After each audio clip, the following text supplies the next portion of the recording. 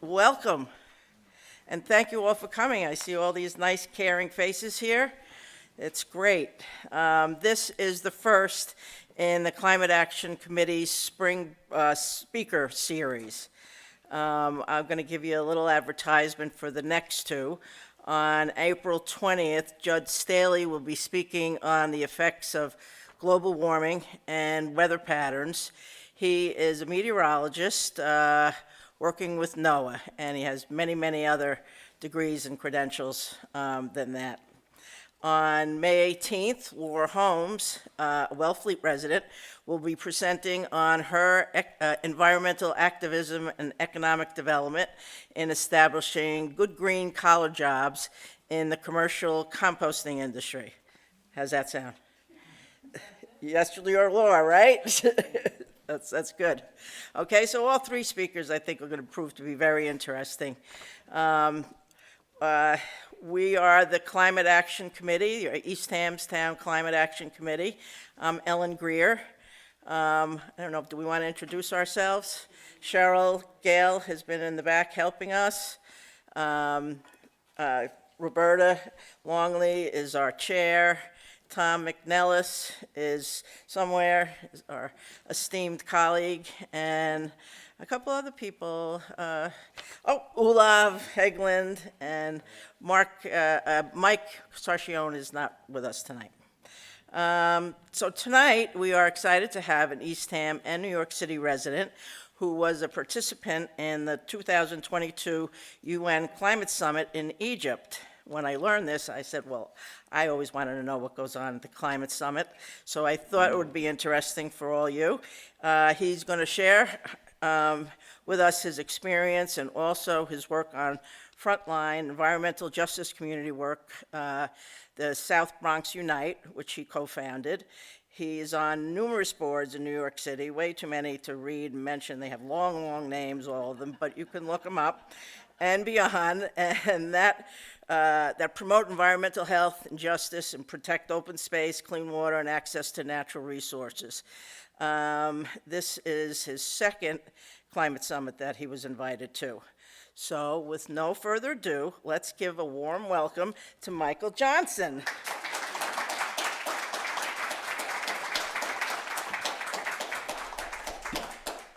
Thank you all. I'll raise this mic a little bit.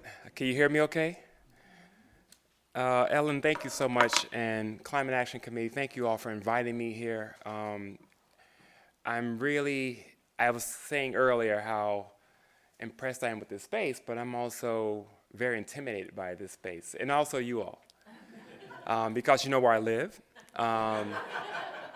Some of you are friends, and I feel like it's a really important topic, and I want to do it justice. To be invited to this COP27, you're right, it was the second summit. The very first summit I was invited to was the World's People's Conference on Climate Change in Bolivia. And that's where civil society actually came together and talked about what we thought was the best way to move forward, other than what you actually see in COPs. And what is really the COP, right? What is COP27? What was that? And I'll start there by breaking that down a little bit, and what was my experience there, and what were some lessons learned, and hopefully some pathways forward, and what we're doing locally, and what we should be doing globally. So the COP stands for, I'm sure most of you all know, but it stands for the Conference of Parties, and it's supposed to be the supreme decision-making body of the United Nations framework on climate change. This is part of the United Nations, huge conference or framework on how we're supposed to move forward with changing or cleaning or being resilient or saving this planet. The first COP happened in 1995, and it was held in Germany. Almost 30 years ago now, right? And we're still talking about this, probably the same things they were talking about then. And it's held annually, except for, the pandemic. Didn't happen in 2020. It was postponed. But Summit brings together representatives from about 200 different countries across to address climate change, because it's a necessity, right? Because we all know that we're in trouble. And we knew we were in trouble beyond 30 years ago. And we'll talk a little bit about it, and I know I shouldn't reference what I'm going to talk about later, but It's an example of the commodification of our land and not using nature-based solutions is really the fundamental solution and the fundamental problem is that we and supposedly our world leaders supposed to be addressing, but they often don't. So some countries have been accused of like really thwarting real progress at the COP, and either by blocking or delaying negotiations or failing to make significant commitments to reduce greenhouse gas emissions. I'm sure you all could imagine who those countries are, right? It's our own country, it's China, it's some of the more developed nations that are probably the heaviest polluters too, right? They don't want to change because it's very profitable. So this COP was held in November. It took place in Egypt, and Sharm el-Sheikh was a resort town off the Red Sea. I'm not gonna lie to you, I did swim in the Red Sea while I was there. I wanted to make sure I put my feet in it because I felt it was important, almost like a baptism of here we are in Africa, which I had never been, but we're in a place in Egypt where there's so much environmental harm. And how dare them have a conference there on climate change when the aggressor, one of the largest polluters are right here in that country. So, what came out of this COP27? There were 8 different mechanisms that were enacted upon. I'll save the best for last, which is loss and damage, which we call the reparations fund. But the 1.5 Celsius limit, or ratchet, at COP26 last year, countries agreed to focus on the 1.5 C limit, but as their commitments on cutting greenhouse gas emissions were too weak to stay within the 1.5 limit, they also agreed to return each year to strengthen them, a process known as the ratchet. At COP27, some countries tried to renege on the 1.5 C goal and to abolish the ratchet altogether. Unfortunately, they failed. There was a commitment to boost low-emission energy, meaning wind, solar, nuclear, even coal-fired power stations fitted with carbon capture and storage. It could also be interpreted to include natural fracking gas, which has lower emissions than coal, but as we all know, is a major fossil fuel. There was a commitment to phase down the use of coal. Some countries, led by India, wanted to go further and include a commitment to include a phase down of all fossil fuels, but that failed, unfortunately. The World Bank in developing nations need to invest $2.4 trillion a year from 2030 to cut greenhouse gas emissions to adapt to the impacts of the climate crisis. The World Bank and other publicly funded financial institutions are being looked at to lead the effort.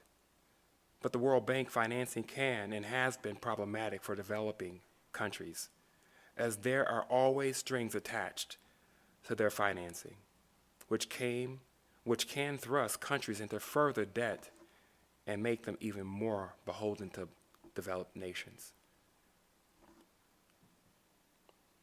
Building flood defenses, preserving wetlands, restoring mangrove swamps, and regrowing forests, these measures and more can help countries become more resilient. This is a nature-based solution, right, to climate impacts and to breaking the climate breakdown.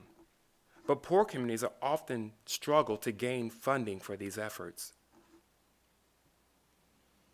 The Intergovernmental Panel on Climate Change, the IPP, or the IPCC, was set up by the United Nations to advise on climate science.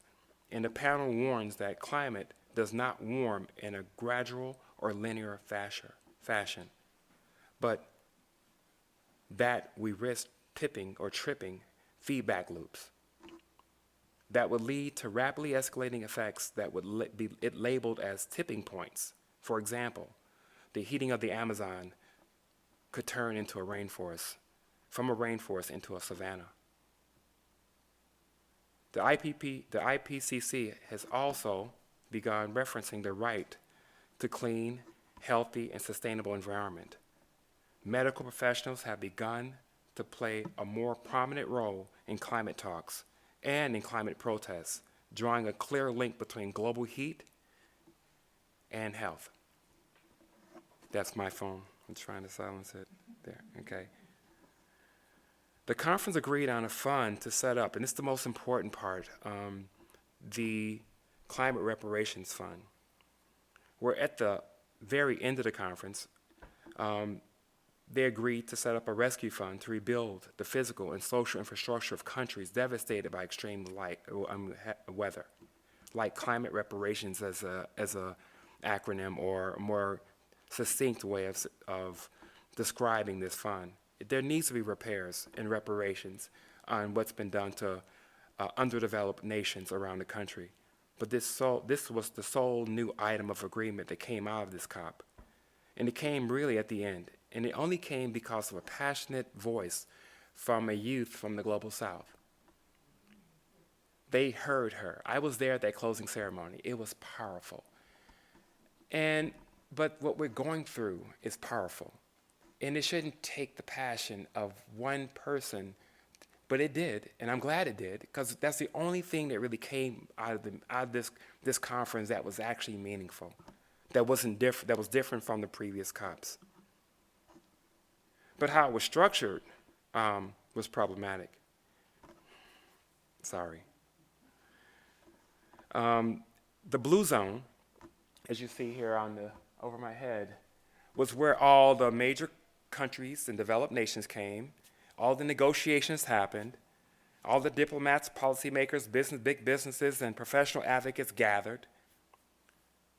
But the disparities and even the size of their pavilions from one country to another just showed the wealth difference, and it often correlated to their carbon impacts.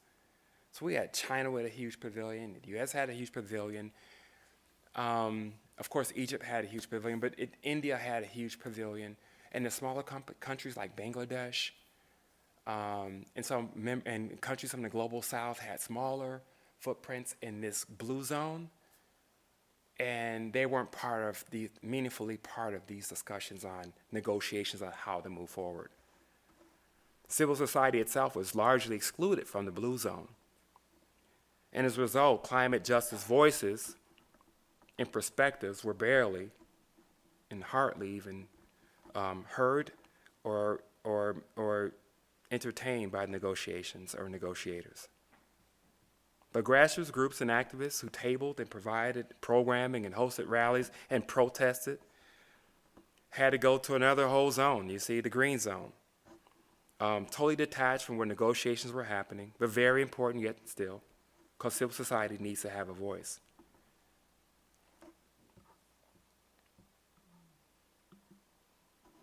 But civil society didn't let their voices be hampered. They stood up and they spoke out. They protested inside of the blue zone. It was impactful, it was meaningful, it was powerful, and because of the protests, but it actually moved the discussion around negotiations on reparations for climate impacted countries, frontline communities. You know, and without protests, without resistance, without speaking up and standing up and speaking up, we only get the same things over and over again. So they were confronting what they saw in terms of false solutions, meaning the civil society. False solutions to climate change. I won't go through them all, but I'll point out a few that they thought was really important to shed light on as not true solutions. Nuclear energy causes massive contamination across its entire lifespan. Uranium mining contaminates with toxins that last hundreds and thousands of years. There are currently over 15,000 abandoned uranium mines on the indigenous lands. These are radioactive. They have radioactive traces in all fish species in the Pacific Ocean from the Fukushima explosion. Forest management focuses on the indigenous people and primarily the Global South. being asked to help plant and replant forests, usually using invasive species at a massive level, so the global north can keep its pace of polluting the air. It has heavy corporate interests and has been the mechanism for massive land grabs, and in some cases even evicting indigenous people from their ancestral lands. Biofuels are made to replace petroleum, but biofuels are made from corn, sugarcane, and soybeans. They speed up deforestation, cause land disputes, create competition for resources such as water and food. They also cause food costs to increase and maintain our reliance on dirty energy. They had a lot of concern on some of these false solutions, and justifiably so.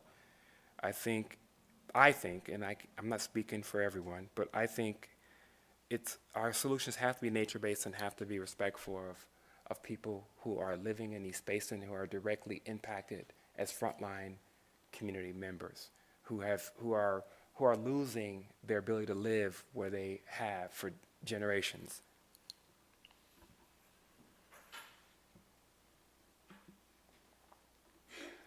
Another effort from social society was to actually be positioned within that blue zone.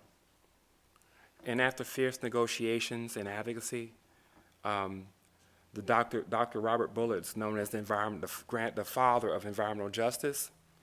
He has the Bullard Center for Environmental and Climate Justice located out of Texas Southern University in Houston, where they have miles of petrochemical plants, refineries, just incredible impacts on health and not only air, contaminants, but so many others. We also have, that was part in that was and I'll point to the person in the center is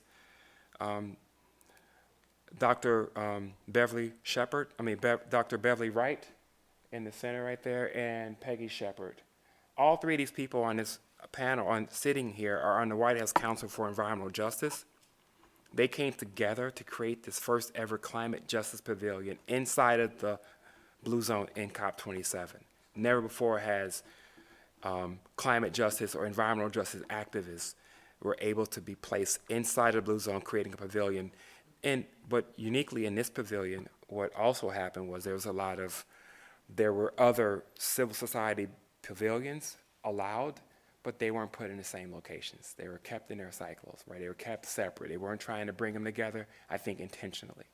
Because when we come together, we can actually change things. And that's what actually I think changed the actual pattern and the force of what happened and came out of this COP.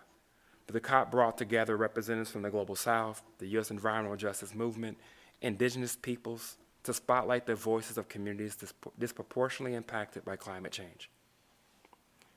And these were some of the the topics discussed: environmental racism and local community resilience, community-driven solutions for climate resilience, indigenous-informed climate mitigation and adaptation, and lessons from indigenous knowledge holders. I was invited by this pavilion sponsors to be a part of the COP in Egypt because of my work in the South Bronx. Because what we see happening locally is happening globally. What's happening globally is happening locally. The kind of things that are happening in the South Bronx for decades, as Mike can tell you, he was there when the Bronx was burning, right? Saw the atrocities happening in terms of how things that were not placed in other communities were placed in the South Bronx. And again, I'm leading folks until the slides that come. I shouldn't be doing that, as my wife tells me.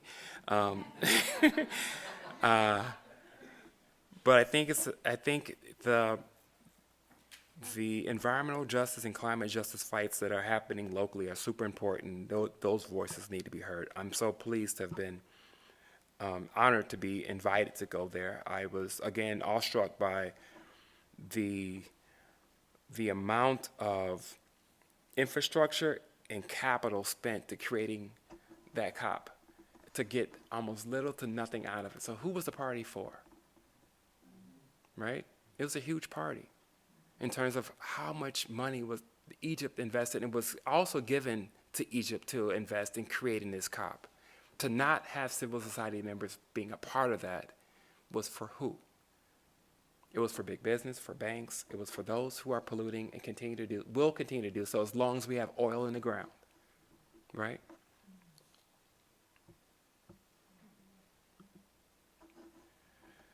So we made the Climate Justice Pavilion. What made it so important was how it brought together and lifted up the voices and experiences and solutions of frontline communities like this one. Your frontline, if you're losing, the only mitigation measure from sea level rise, which is the marsh and the barriers, the nature-based, the nature-created barriers that are being washed away because of what's happening globally.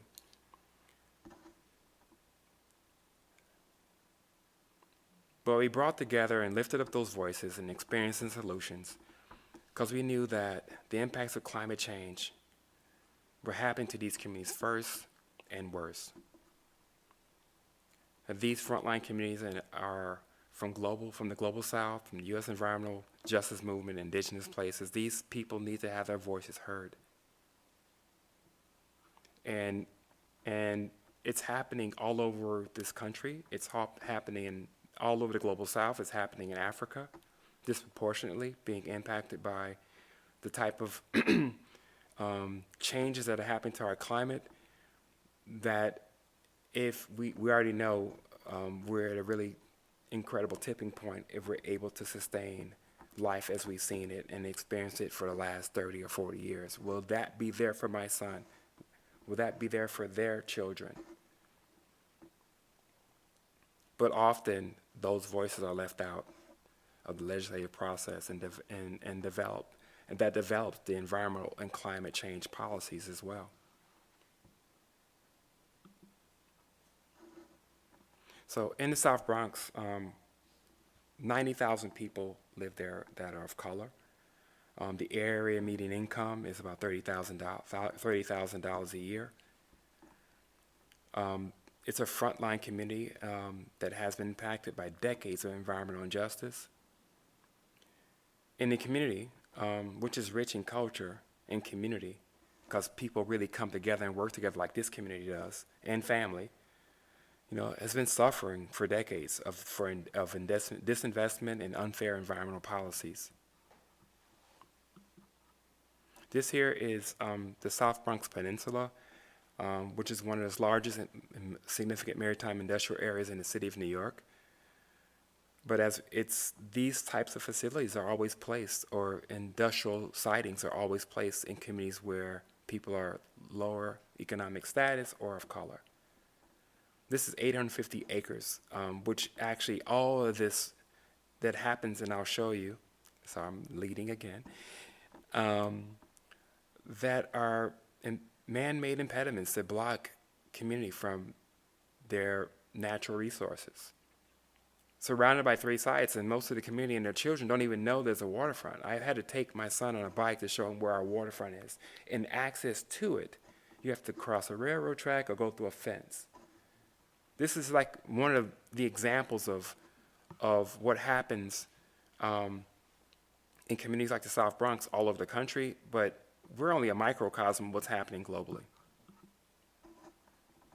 So what's placed on that peninsula is fossil power plants, waste transfer stations that handle all of the Bronx waste in one area, peaker plants that were put in our community in 2001 as temporary installations, but are the most climate vulnerable than any of the 16 around the state of New York because of the poverty level of people who live in this community and their exposure to detrimental health outcomes. The pandemic was mentioned, ran rampant through this community because of pre-existing health conditions, because of the built environment where you have such terrible use of the cycle that continues to occur of top-down decisions where you can put these type of large facilities in one neighborhood. How do you expect any kind of different results? So the health impacts are extreme in what's considered asthma alley, where 20 to 25% of our children have asthma. Asthma hospitalization rates are 8 times the national average in this one community. So and our community is really, on the spectrum of communities in the country is pretty bad, but there's a lot of bad stories around our country, but globally, it's even worse.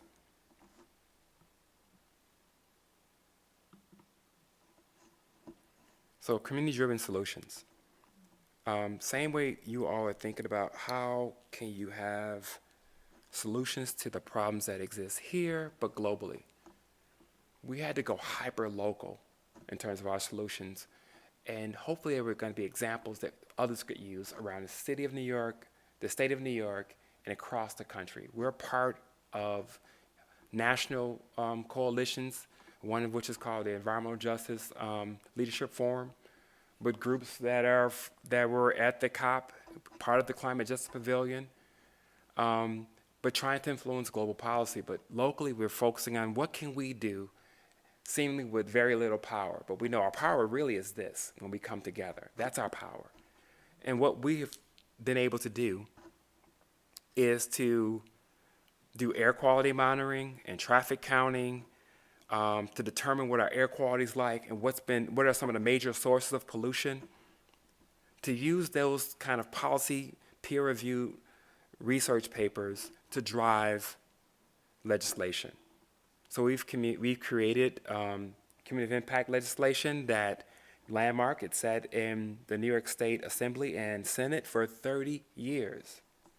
In the last year, we brought together this really succinct coalition to get this passed and signed by the governor of the state of New York at the 11th hour.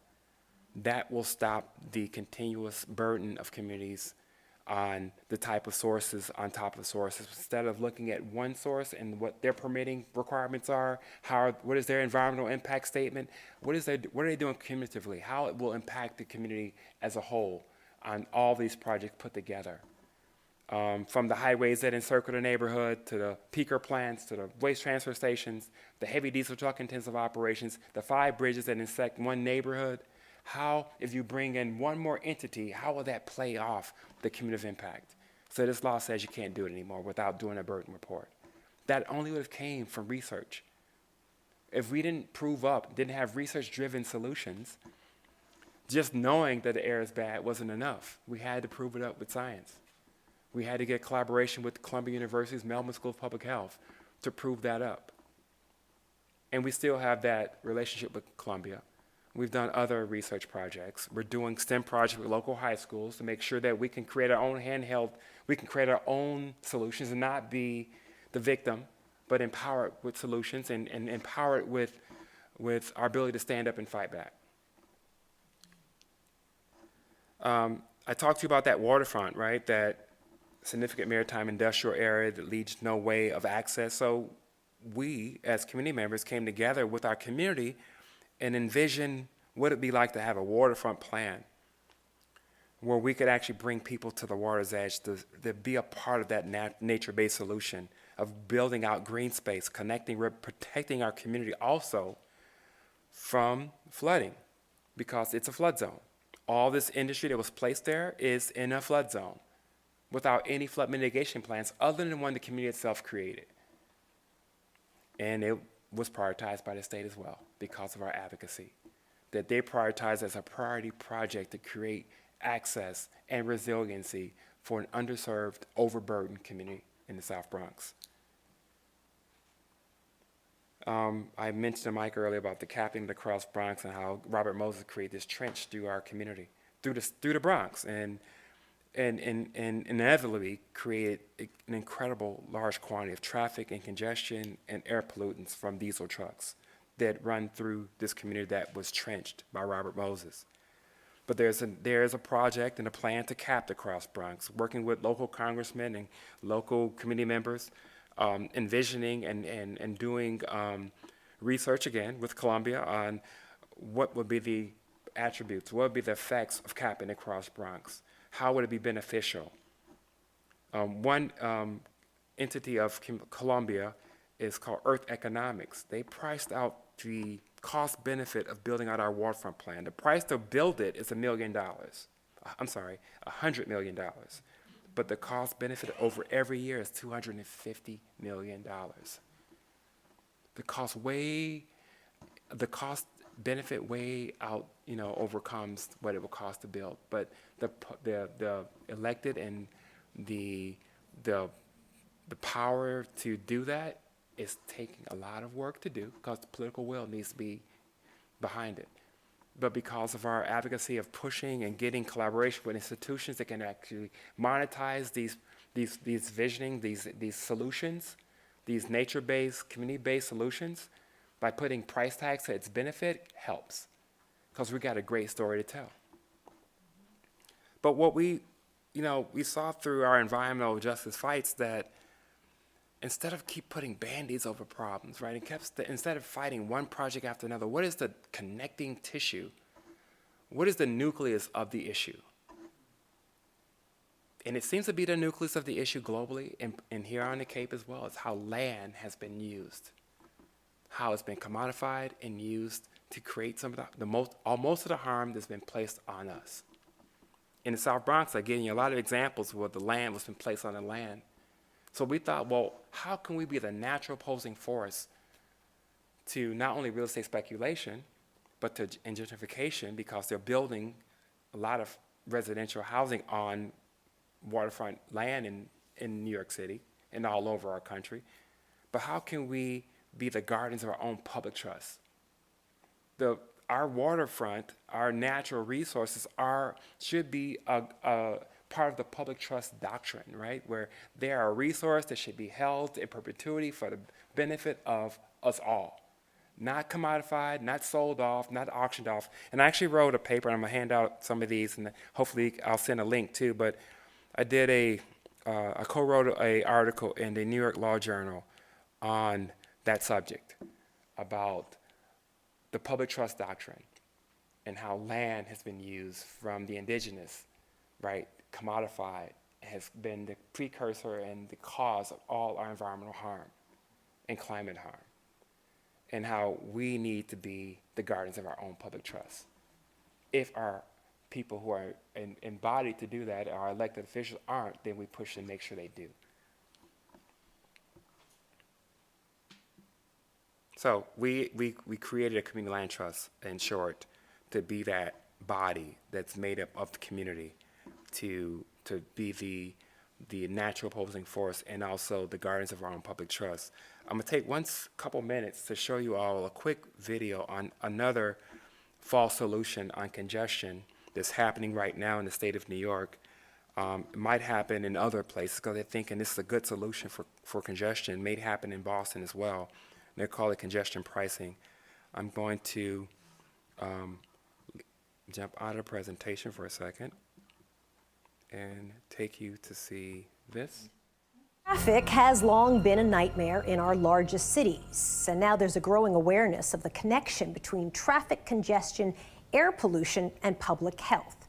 New York City could become the first city to tamp down on traffic and emissions by taxing vehicles coming in and out of Manhattan's central business district. The plan by the Metropolitan Transportation Authority of New York is called congestion pricing. The idea is to reduce gridlock by making it more expensive to drive through areas of Manhattan. But people who live and work in surrounding areas, like the Bronx, say the plan will divert more traffic to their neighborhoods and make existing public health problems worse. As part of our series in partnership with Salesforce.org, we look at the plan's potential impacts. What do I love about this neighborhood? I know everyone. Everyone knows Miss Eva. In her 46 years as a daycare provider, the well-being of the children in the South Bronx has always been Miss Eva's priority. So who are these kids? All my children from my daycare. Oh my gosh, that attend, that's a lot yeah. of kids. And they're so cute. Yes, yes. And this is one of your students. Looks like she's got an inhaler. Yes, she was one of my girls with asthma. Right. And this is a community where actually the rates of Asthma is very high, and Here? it was, yes, it's always been very high. Nicknamed Asthma Alley, here the chronic breathing problems for children are well documented. That's because the South Bronx is crisscrossed by 3 major highways, industrial parks, power generation facilities, and waste transfer stations, all of which negatively impact the air quality and make a child growing up here 2 times more likely to be hospitalized for asthma than a child anywhere else in the United States. As a child, I found myself mostly in 3 places: at home, at school, and in the emergency room. For Congressman Richie Torres, who represents his hometown of the South Bronx in Congress, the issue of air pollution isn't just political, it's personal. For the people of the South Bronx, the impact of climate change is no abstraction. It's a matter of life and death. These are air pollutants that are so small that they can easily invade your lungs, enter your bloodstream, and raise the risk of cardiovascular disease, respiratory disease, lung disease, strokes. Congressman Torres is pushing back against the MTA's plan to reduce traffic in Midtown Manhattan. He says trucking companies will try to avoid the new fees by driving through the Bronx instead. According to MTA estimates, that could reroute as many as 700 commercial trucks every day. Can we allow our children to have to take on one more truck? Mychal Johnson is co-founder of the environmental justice group South Bronx Unite. He took us on the same neighborhood tour he did with MTA executives to share his concerns over their proposed congestion pricing plan. What was the reaction from folks from the MTA? What did you want them to take from this tour? I wanted them to feel what we feel every day. So when they think about adding more traffic here to reduce traffic in Midtown Manhattan, what will that mean to the lives of people who live here? Do you think people understand the connection between climate change and congestion pricing? It would seem there would be a natural correlation between if you reduce congestion, reduce carbon emissions. But if you're not reducing trucks, you just put them in different places, you're still emitting the same carbon. We should be the place, like I told MTA, reduce congestion here first. But some Bronxites say the potential financial windfall for the city makes congestion pricing worth pursuing, in spite of the environmental concerns. In terms of congestion pricing, that $1 billion, it's going to go to the MTA system on the whole. The majority of New Yorkers will benefit from the plan because the majority of New Yorkers use public transportation to get around in New York City. Emerita Torres is Vice President for Policy Research and Advocacy at the Community Service Society of New York, which conducted studies on the economic impact of congestion pricing. There are going to be consequences, but it's our jobs between now and the end of the year and even beyond that to mitigate those consequences, whether it's a park or something else that would decrease congestion. So it's a matter of political will, policy choices that we can make today. Oh, this is interesting. Community leaders continue to push for plans to relieve pollution, Right. rerouting commercial traffic, and local youngsters who continue to struggle with asthma. So this is from 20 years ago. But these are all the same issues Yes. that people Yeah. are talking about now with the congestion pricing. Exactly. Exactly. Increasing asthma in a population that for at least 20 years has been dealing with that. Exactly. When is it going to end? Will it end? The congestion pricing plan will use electronic tolling to charge vehicles entering designated city areas during peak commuting hours. The city intends to start the program in spring of 2024. Right, there's consequences, right? So we're often, saying, well, this is going to benefit you. This is going to benefit the region. This is going to benefit New York City, New York State. It's going to benefit the whole. So take one for the team. Keep taking one for the team. But the team is not just, again, the South Bronx. The team is global. So climate change, these issues and these community-driven solutions are taking place all across the world. And it's critical that these become central to the global discussion on climate change and examples of how we move forward.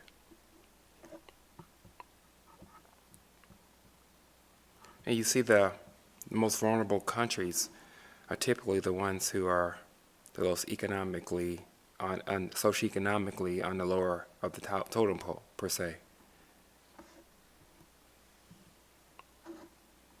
It is our responsibility as citizens of one of the largest polluting nations to learn about these issues and these ground-up solutions, and then give them attention, visibility, and support. You know, usually, we say think globally and act locally, but I think climate change and climate justice, we must think locally and act globally.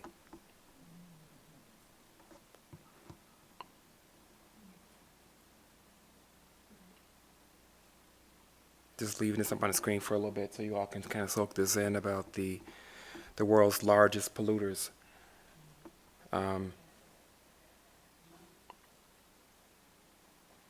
But juxtaposed to the ones who are most vulnerable, they don't really, there's no correlation between that. There's only the most polluters are the ones who are really causing the most harm. So what can we do together? I'll start off by adding a couple ideas and go back to us and see if we can talk a little bit about what you all think we can do together. For some reason, it's not working, but okay. So indigenous and EJ and low-income communities should be at the forefront of planning solutions and not shouldering the burden. Right? That we need to switch to renewables immediately. And we need to continue to pressure our elected officials to adopt policies to reduce the consumption of fossil fuels.